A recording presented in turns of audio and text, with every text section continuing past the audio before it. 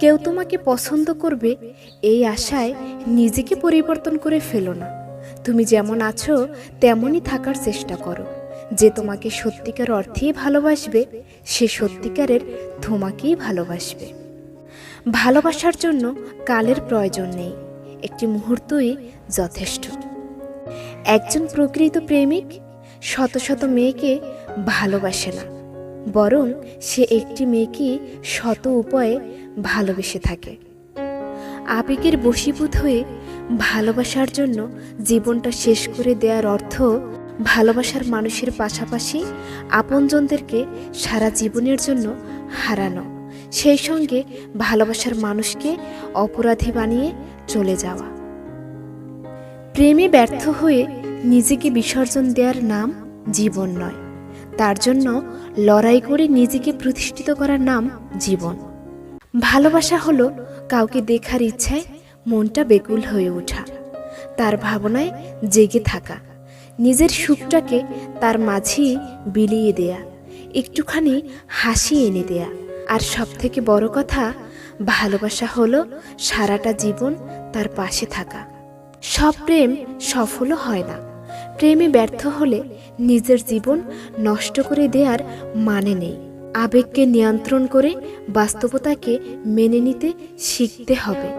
প্রেম জীবনে একবার আসে না, প্রেম জীবনে বহুবার বহু রূপে আসে।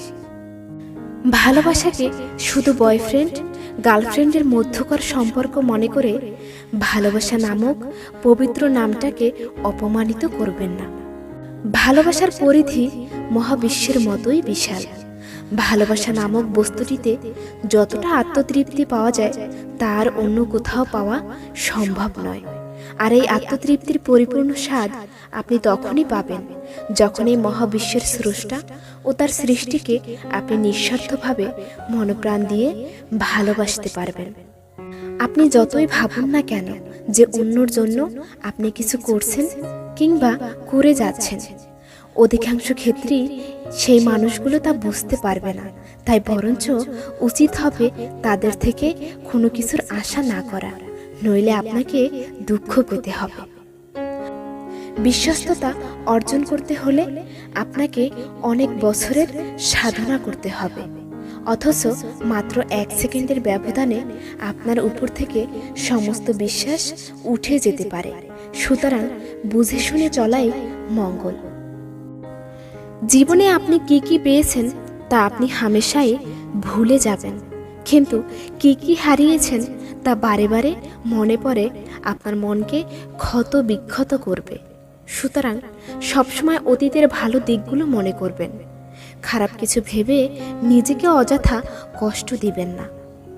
চোখের সামনে যাদেরকে দেখছেন তাদেরকে আগামীকাল সকালবেলা আর দেখতে পাবেন কিনা তার কোনো নিশ্চয়তা নেই। তাই কারোর সাথে দ্বন্দ্ব থাকলে শেষ বিদায় হয়ে যাবার আগেই সম্পর্কটা সুন্দর করে নিন। যা কিছু হয়েছে তা ভুলে যান, শুধু মানুষকে নিঃস্বার্থভাবে ভালোবাসুন। দেখবেন আপনার নিজের অজান্তেই আশেপাশের মানুষগুলো আপনাকে ভালোবাসতে শুরু করেছে। ভালোবাসা হচ্ছে এমন যখন কেউ আপনার হৃদয় ভেঙে দেয়, আর সবচেয়ে অবাক বিষয় হচ্ছে আপনি সেই হৃদয়ের প্রতিটি ভাঙা টুকরো দিয়ে তাকে ভালোবাসেন।